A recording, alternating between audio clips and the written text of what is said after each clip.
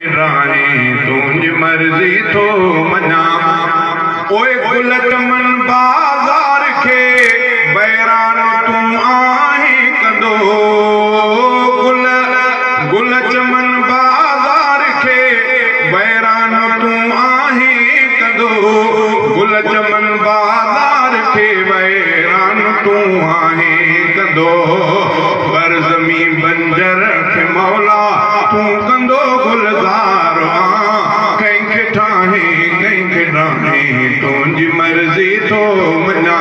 मुंहिंजा मालिक मुंहिंजा साईं तुंहिंजी कुदरत छा चवां कंहिंखे ठाहे कंहिंखे ठाहे तुंहिंजी मर्ज़ी तो मञा ओ दुश्मननि खे पाण में पर चाहे थो तूं किथे खुदा दुश्मननि खे पाण में पर चाहे थो तूं किथे खुदा दुश्मननि खे पाण में पर चाहे थो तूं किथे खुदा दोस्त घाटा पाण में थो मां किथे बढ़ंदे ॿुधा दोस्त घाटा पाण में थो मां किथे बढ़ंदे ॿुधा कंहिंखे ठाहे कंहिंखे ठाहे तुंहिंजी मर्ज़ी तो मञा मुंहिंजा मालिक मुंहिंजा साईं तुंहिंजी कुदरत छा चवां कंहिंखे ठाहे कंहिंखे ठाहे तुंहिंजी मर्ज़ी तो मञा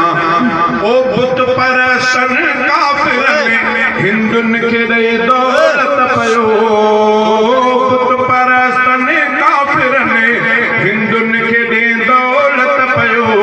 बुत परसन काफ़िरनि हिंदुनि खे ॾेई दौलत पयो खोड़ आबिद खोड़ मोमिन रोज़ी ले तंग थो ॾिसां खोड़ आबिद खोड़ मोमिन रोज़ी ले तंग थो ॾिसां कंहिंखे ठाहे कंहिंखे ठाहे तुंहिंजी मर्ज़ी तो मञा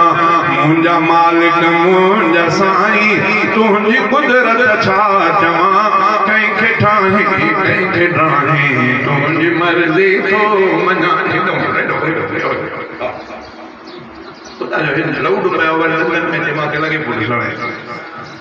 मुंहिंजा मालिक मुंहिंजा साईं तुंहिंजी कुदरत थो मञा मुंहिंजा मालिक मुंहिंजा साईं तुंहिंजी कुदरत छा चवां कंहिंखे ठाहे कंहिंखे ठाहे तुंहिंजी मर्ज़ी तो मञा ओ बादशाही पार खे दर दर पिनाए थो किथे बादशाही पार खे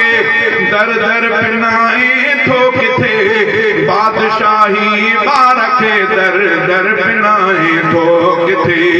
तख़्त ॾे मिस्कीन खे किथे छा करे रिंदुही बयां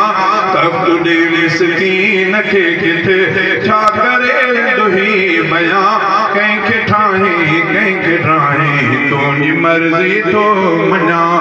कंहिंखे ठाहे कंहिंखे ठाहे तुंहिंजी मर्ज़ी तो मञा मुंहिंजा मालिक मुंहिंजा साईं तुंहिंजी कुदरत छा चवां कंहिंखे ठाहे कंहिंखे ठाहे तुंहिंजी मर्ज़ी तो